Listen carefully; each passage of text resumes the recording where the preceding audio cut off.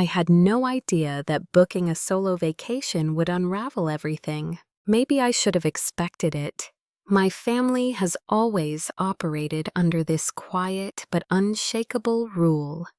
You bend for the ones who need you more. And since I'm the childless single sister with no PTA meetings or soccer games on the calendar, I've always been the one expected to bend. But this time I didn't. It started in late June. I'd been working through burnout, the kind that doesn't just tire you out, but makes you question who you are. I'd been putting out fires at work, checking in on Dad after his surgery, sending birthday gifts for my nieces and nephews, and still somehow getting called distant because I didn't join every Sunday Zoom. So when I found a great deal on a September cabin rental in Oregon, right near the coast, hiking trails 5 minutes away, no Wi-Fi unless I walked a mile up the road, I booked it, just like that. No group text, no checking dates with anyone. Just me. I needed this. I told my mom a few days later, casually over the phone. There was a pause. "Oh," she said, dragging the word out. "That's nice. But you do know Hannah is planning a family beach trip around that time, right? She was hoping you'd join." I smiled even though she couldn't see it. "I didn't know, Mom, but I've already booked the cabin. It's non-refundable." Another pause. "Well, I suppose that's your choice," she said, which, in my family, is code for, "We're all going to talk about this behind your back later." And boy did they talk. That Sunday's Zoom call was a masterclass in passive aggression. Hannah had already told everyone about her Florida trip in August, rented a huge Airbnb, pool for the kids, beach access, the works. She looked straight into the camera. "I just assumed you'd be there. The kids have been asking about you nonstop." I held my voice steady. "I'm taking some time for myself this year. I've already made other plans." Silence. My dad adjusted his reading glasses and muttered something about priorities. My mom just sighed and said, "Well, we just thought you'd want to be with family, especially now." Especially now? What did that mean? No one was dying. No one was getting married. It was just another summer that I was expected to give up my peace because they couldn't imagine needing solitude. I didn't explode. I didn't even defend myself. I just ended the call early, saying I had to get back to work, which was a lie, but I needed out. Then the texts came in like rain. "You've changed. I don't get why you're being so cold. You used to love being around the kids." Yes, I did. I still love them. But I'm not their built-in entertainment, nor am I Hannah's free childcare. I'm tired. I'm tired of sleeping on air mattresses in overpacked rentals. I'm tired of giving up my space so others can feel more comfortable. I'm tired of having to justify why I need time alone. It's not rebellion, it's self-preservation. When September rolled around, I packed my hiking boots, a few books, my favorite sweater, and headed north. The forest was still warm in the afternoons, the mornings crisp and silent. No crying toddlers, no expectations. Just the rhythm of birds and my own thoughts. And for the first time in a long time, I didn't feel like someone's afterthought. I didn't block them. I didn't yell or send angry texts. I didn't even post a cryptic Instagram story about boundaries. I simply unplugged. After that Zoom call, I decided to go radio silent. It wasn't planned, it just happened. Like a survival instinct kicking in. I muted the family group chat, stopped commenting on Hannah's posts, and skipped the weekly Sunday Zooms. The sound of my own breathing became louder than any guilt trip they could lay on me. And honestly, it was blissful. It's amazing how much lighter your chest feels when you stop trying to explain yourself to people committed to misunderstanding you. During my solo trip in Oregon, I woke up every morning without a to-do list. I hiked under foggy skies, read by a lake that mirrored the clouds, cooked whatever I wanted, and journaled like my thoughts mattered. My phone stayed off unless I was checking in with work. Even then, I kept conversations short. I could almost pretend my life wasn't being dissected in some suburban kitchen hundreds of miles away. By the time I returned home in early October, I had a rhythm again, one that wasn't dictated by expectations or family politics. My apartment felt different, quieter, sure, but also sacred, like I'd drawn a circle around myself and decided, this is mine. 2 weeks passed in that quiet. No surprise texts, no guilt-laced voicemails, not even a meme forwarded by my mom. I thought maybe, finally, the message had been received, until the knock. It was a rainy Saturday morning. I'd just made coffee and was curled up with a book in my worn hoodie and fuzzy socks. When I heard the knock, I assumed it was a neighbor or Amazon.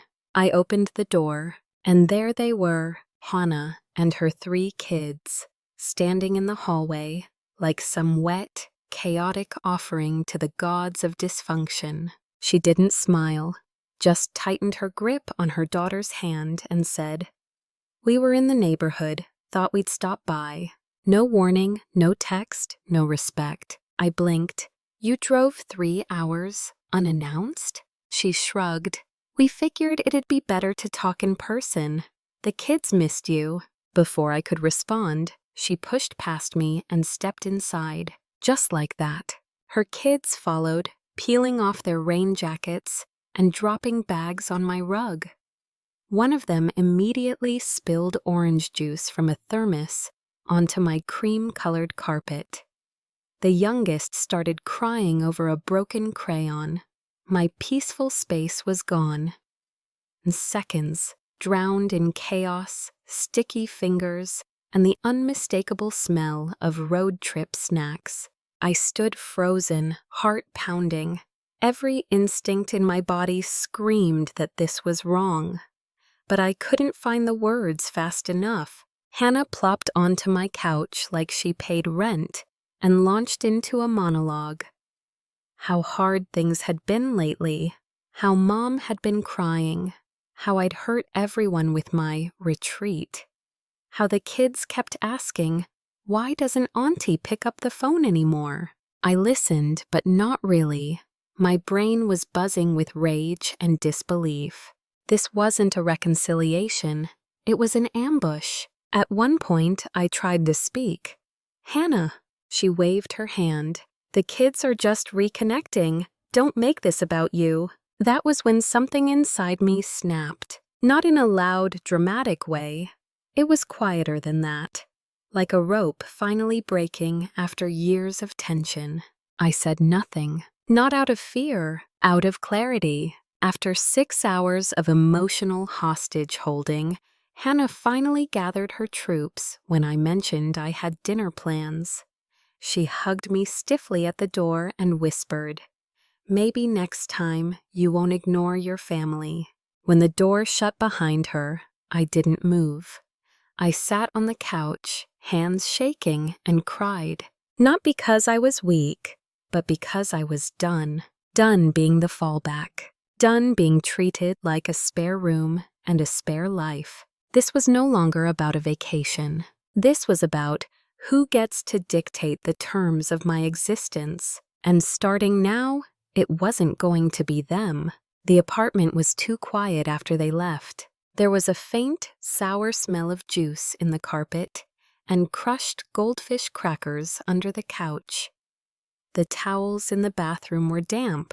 One of my candles had gone missing, and a piece of crayon had melted on the radiator. I should have been angry, but I wasn't. Not really. I was numb, like someone had unplugged me from my own life. That night, I didn't sleep much. My body was tired, but my mind was running in loops. Memories of all the other times I'd said nothing. When Hannah left her twins with me for hours without warning. When Mom gently suggested I skip my college reunion to help with Thanksgiving prep. When I gave up my own bed at the lake house just because the kids need this space. I kept shrinking so they could feel comfortable. And now I barely recognized the size of my own life. The next morning, I didn't answer the phone when Mom called. I let it ring, then again, then again. By Tuesday, I got the email. Not a call, not even a text, an email. Subject line, "We need to talk." I stared at it for a full minute before clicking. At first, her tone was warm, concerned, like she was still trying to be the mother who used to pack my lunch with little sticky notes that said, "You've got this." But by paragraph 3, the shift came. The concern turned to disappointment, the disappointment to subtle condemnation. She said things like, "You've been distant for months, and not just with Hannah. The family feels like you've checked out. Hannah only wanted to reconnect. The kids were heartbroken. It's not always about you." And then, the sentence that cut clean through me. "You're not a mother, so maybe you don't understand what family really means." I read that line 5 times. I didn't cry. I didn't even breathe. It wasn't just condescending. It was a dismissal. A quiet, cruel erasure of everything I had done for this family then. Over the years, all reduced to, you don't have kids, so your needs don't count. I closed my laptop and stared at the wall for a long time. A part of me wanted to reply with kindness, to diffuse the tension, to be the bigger person. That part of me had kept me in this role for most of my adult life. But another voice, smaller but stronger, whispered, "No more." That night, I wrote back, and for the first time, I didn't edit myself. I told her everything, not just about the surprise visit or the juice on the rug, but about the years of being cast as the default helper, the invisible one, the free one. The mere one, though. I wrote, "Being child-free doesn't mean I'm empty. It doesn't mean I'm selfish. It means I've made a different life, one that still deserves respect." I told her how wrong it was for Hannah to invade my home like that, and then spin it like I was the one being difficult. How exhausting it was to always be the one who adjusts, because my schedule is flexible, my space is available, and my time is less important. And I ended with this: "I love you, but if this family continues to treat my boundaries as betrayals, I will step away permanently." Then I hit send. I felt like I had thrown a rock into still water, unsure if I had caused a necessary ripple or just shattered something that couldn't be repaired. 2 days, And then 2 days passed.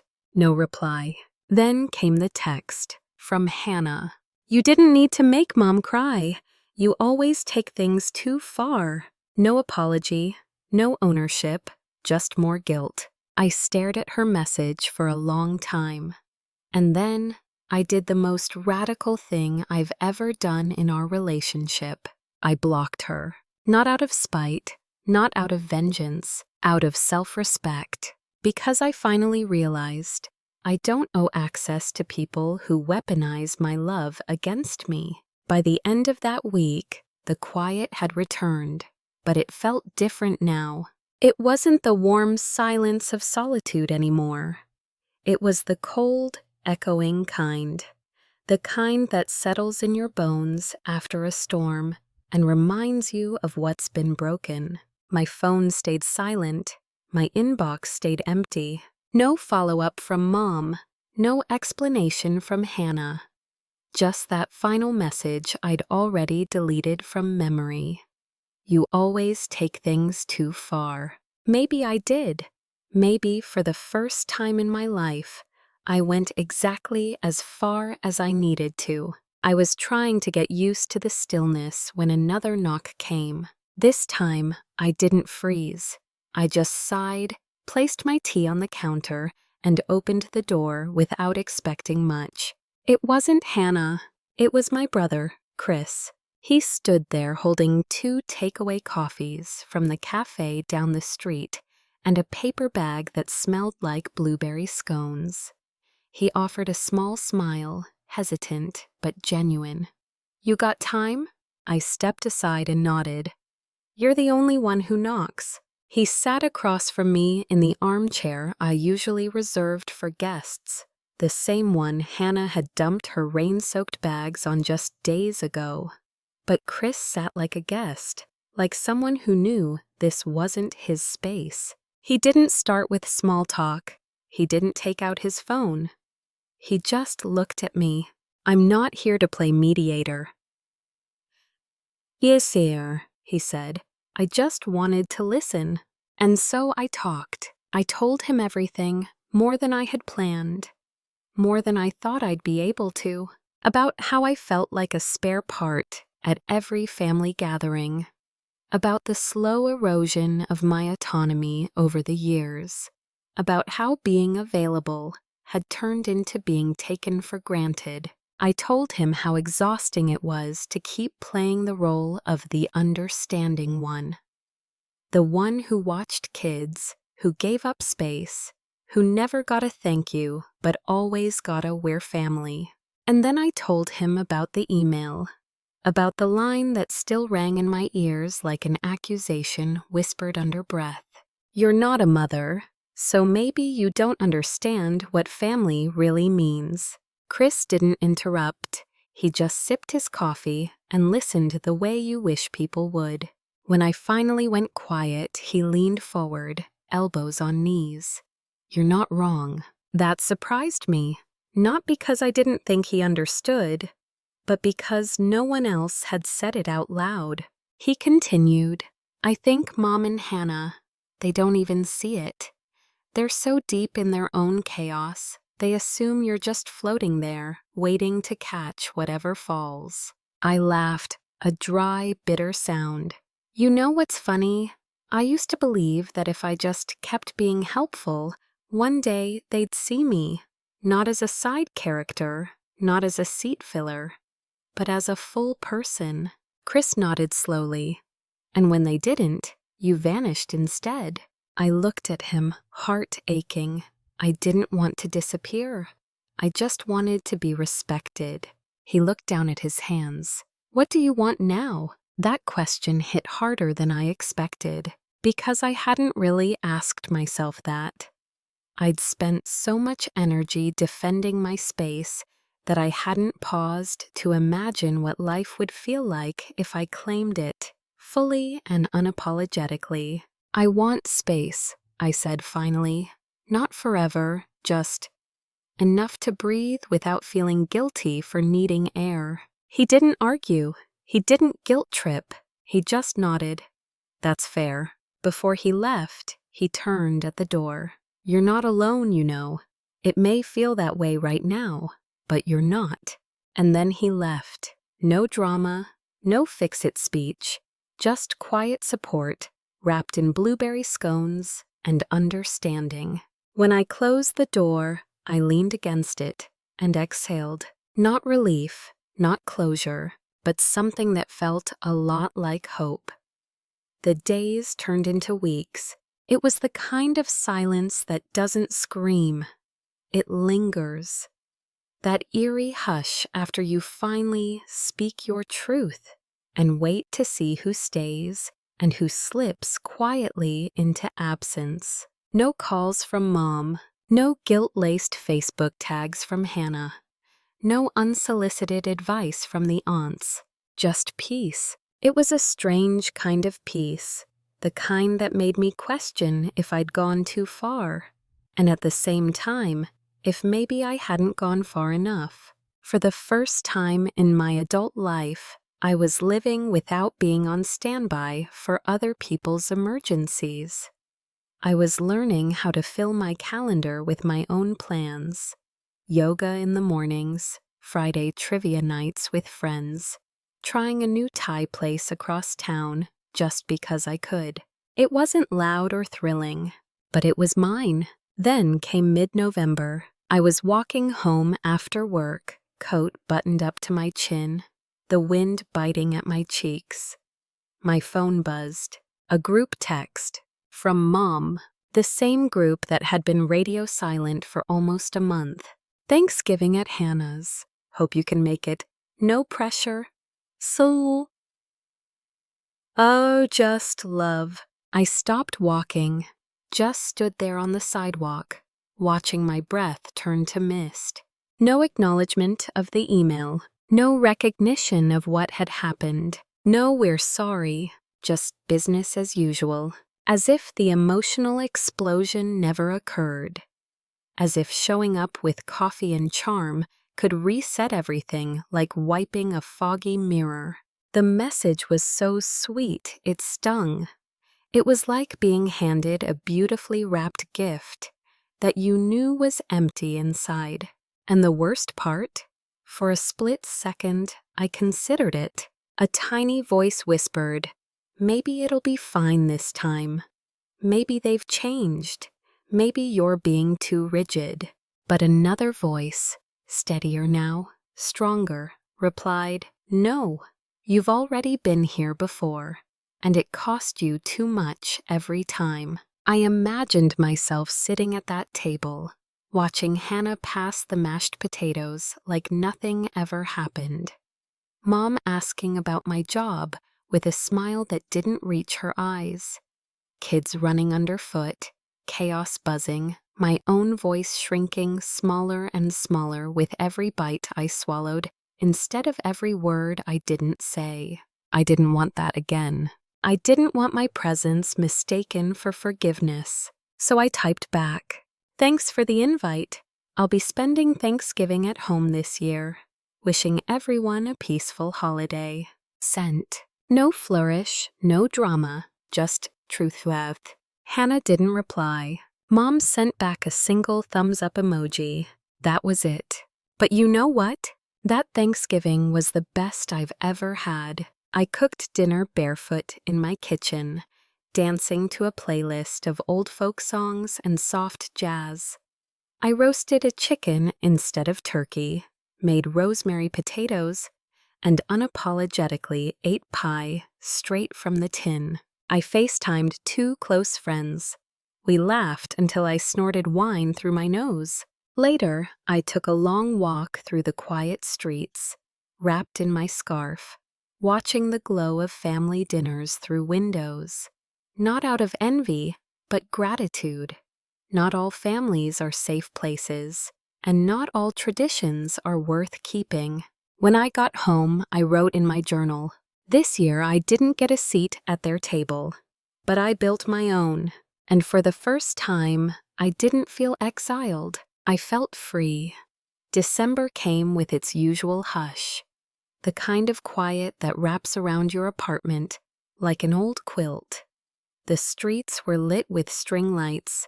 Every coffee shop smelled like cinnamon and clove, and even the cold felt a little more forgiving. I hadn't heard from Mom in weeks, not since the thumbs-up emoji, not since I'd chosen peace over performance. I'd expected her silence to grow into resentment, maybe even distance that stretched into months, holidays, years. That's what usually happened when I didn't play the role they'd written for me. The easy one, the available one, the guilt absorber. But then something unexpected happened. She texted me. Tamam. Just a simple message. "How's work going these days?" No icebreakers, no "we miss you," no passive guilt bombs. Just a question about me. I stared at the screen for a long time, I'd spent so many years bracing myself for the emotional landmines in our conversations that I didn't know what to do when there weren't any. I didn't know how to answer a message that didn't come wrapped in subtext. I typed back slowly, "Pretty good. We're prepping for end-of-year projects. It's been busy but fulfilling. How about you?" She replied an hour later. "I'm knitting again. Started a scarf. Don't laugh. The yarn's purple." I didn't laugh. I cried, because in that one short exchange, I saw a flicker of what could be possible between us. Not performance, not pretending, but something maybe close to real connection. Small talk never used to mean anything to me. But now these small things, asking about work, talking about yarn, sharing what book I was reading, they became markers of effort.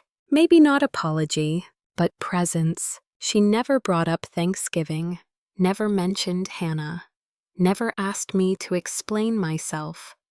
And for that, I was oddly grateful.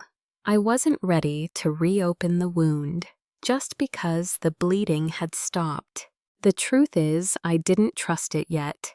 Not her quietness, not her kindness, not even myself. Because part of healing, the hardest part maybe, is learning how to receive softness without wondering when it will snap back into harm. So I kept my responses light but honest. I told her when work was overwhelming. I sent her a photo of the little snowman I built on my apartment balcony. I even asked if she still made that cranberry orange bread she used to bake every winter.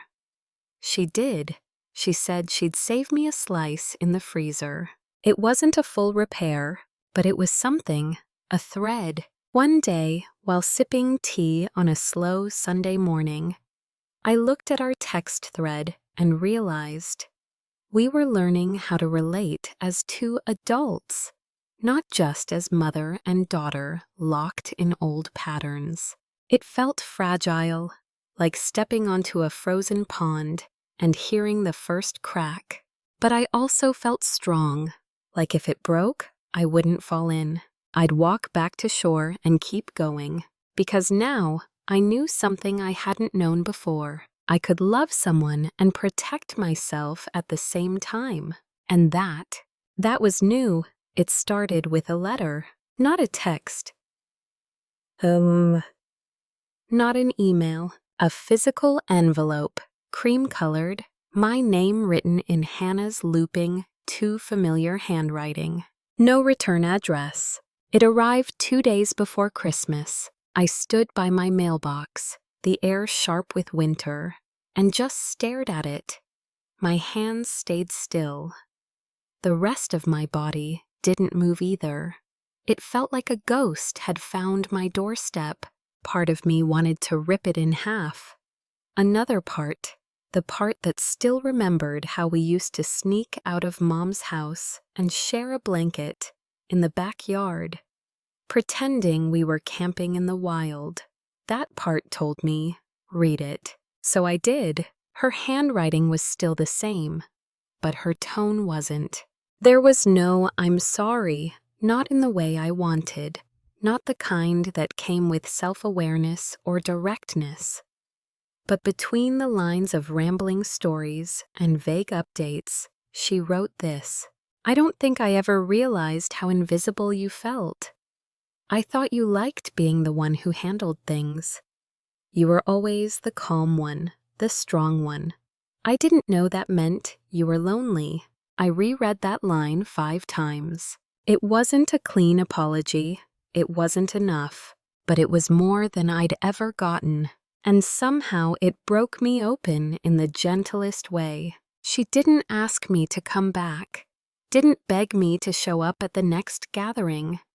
She didn't offer closure because maybe she didn't have any either. She just reached, and for the first time, I didn't feel obligated to grab the hand. I folded the letter and tucked it in the drawer where I kept old birthday cards, faded photos, and a necklace from college I never wear. Not forgotten, just not carried every day. That evening, I made hot cocoa and sat by my window, watching the lights flicker in the building across the street. I didn't feel anger. I didn't feel triumph. I just felt clear. This clarity wasn't loud or revolutionary. It didn't come with fireworks or speeches. It came with stillness, and in that stillness I finally understood. The true lesson of this story isn't about blame. It's about boundaries. It's about how saying no to others is sometimes the only way to say yes to yourself. It's about choosing peace over performance and refusing to prove your worth in spaces that keep asking for more without ever offering enough in return. It's about realizing that family doesn't give you a pass to ignore someone's humanity. And being child-free, single, or simply different does not make your needs less valid. And most of all, it's about this. You are allowed to build a life that feels like yours, even if no one claps when you do it. I don't know if Hannah and I will ever be close again, but I know I won't abandon myself just to earn a seat at a table where I'm only welcome when I'm quiet. From now on, I set the table, and the people who sit beside me, they'll know me not as the helper, the flexible one, or the forgotten sister, but as a woman who chose herself and never looked back.